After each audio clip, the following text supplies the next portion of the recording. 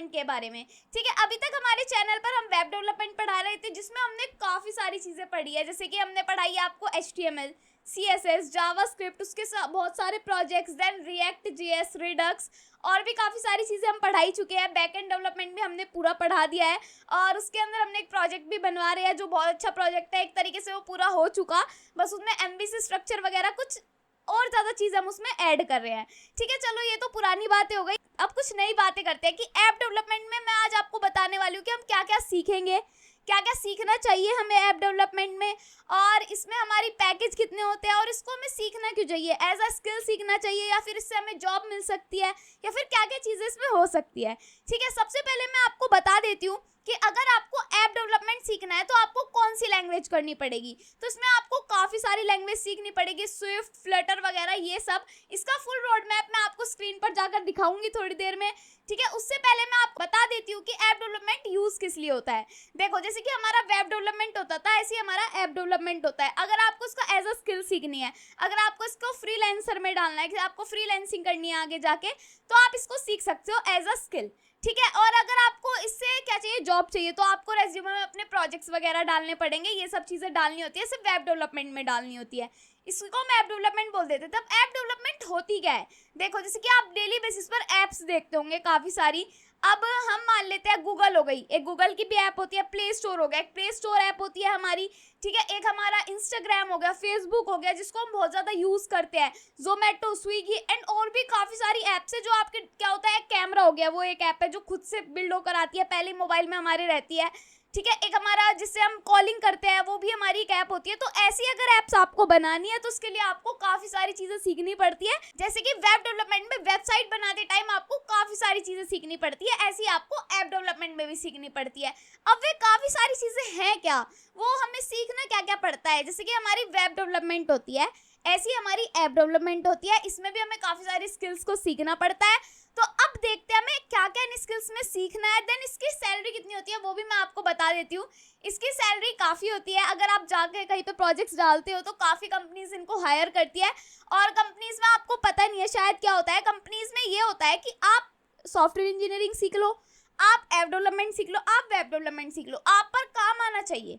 ठीक है, किसी एक लैंग्वेज पर अच्छे से अगर आपको काम आता होगा तो वो ट्रेनिंग करा के वो खुद बता देते कि हमारी कंपनी में होना क्या है।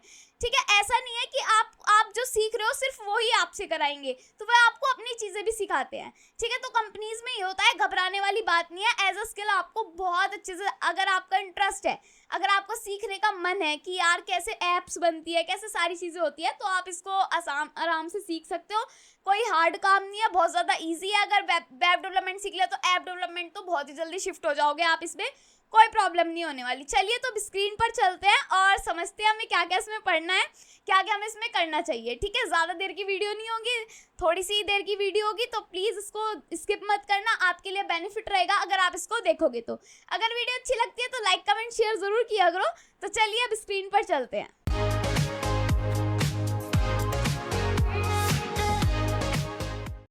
अब हम आ चुके हैं स्क्रीन पर। अब हमें देखना है कि हमें ऐप डेवलपमेंट में लैंग्वेज कौन कौन सी सीखनी है और क्या क्या इसमें सीखना है।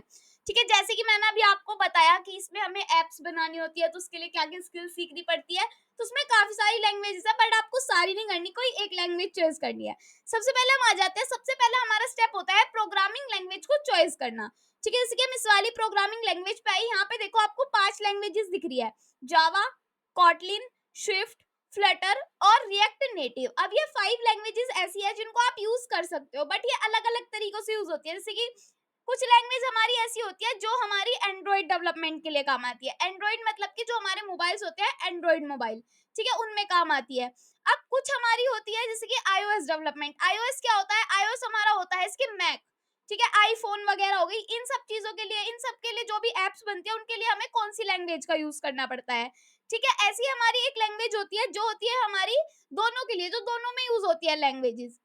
ठीक है, जो iOS में भी यूज होती है और जो हमारी एंड्रॉइड के लिए भी यूज होती है। ठीक है, तो ये चीजें हमें प्रोग्रामिंग लैंग्वेजेस है, ये मैं आपको बताऊंगी कौन सी कब यूज करनी होती है। अब हमारा जो आता है, एक आता है नेटिव, जिसके अंदर एंड्रॉइड और iOS दोनों आता है। अगर आपको एंड्रॉइड डेवलपमेंट सीखनी है, अगर आपको एंड्रॉइड मोबाइल्स के लिए डेवलपमेंट सीखनी है, एंड्रॉइड मोबाइल्स के लिए आपको ऐप बनाना सीखना है, तो आपको सीखनी पड़ेगी जावा, या कोटलिन में से कोई एक लैंग्वेज, ठीक है। अब जावा से कोटलिन में शिफ्ट होना बहुत ज्यादा आसान है, ठीक है। और जावा तो आपको सीखनी ही चाहिए, क्योंकि क्या होता है, अधिकतर जो भी कंपनीज होती है वो जावा को यूज करती है। बट कोटलिन में ये नहीं कह रही कि बिल्कुल अच्छी लैंग्वेज नहीं है, कोटलिन भी बहुत अच्छी लैंग्वेज है। अब काफी सारी कंपनीज कोटलिन को भी मांगती है, क्योंकि एक नई लैंग्वेज है। न्यू टेक्नोलॉजी आपको सीखनी पड़ती रहती है, चाहे आप वेब डेवलपमेंट कर रहे हो, चाहे आप ऐप डेवलपमेंट कर रहे हो, ठीक है। तो इन दोनों में से कोई भी एक चॉइस कर लेना, वो आपकी मर्जी होगी। अगर आप पहले से डीएसए वगैरह सीखते आ रहे हो, आप पर जावा आती है, तो आपके लिए बहुत आसान रहने वाला है, ठीक है। आईओएस के लिए आपको लैंग्वेज सीखनी होगी स्विफ्ट, ठीक है। आईओएस डेवलपमेंट आप इससे कर सकते हो। यहाँ पर आप अपनी आईफोन्स के लिए एप्स बना सकते हो स्विफ्ट सीखकर, ठीक है। अब होते हैं क्रॉस प्लेटफॉर्म्स। क्रॉस प्लेटफॉर्म्स मतलब कि जो दोनों में काम आती है लैंग्वेजेस।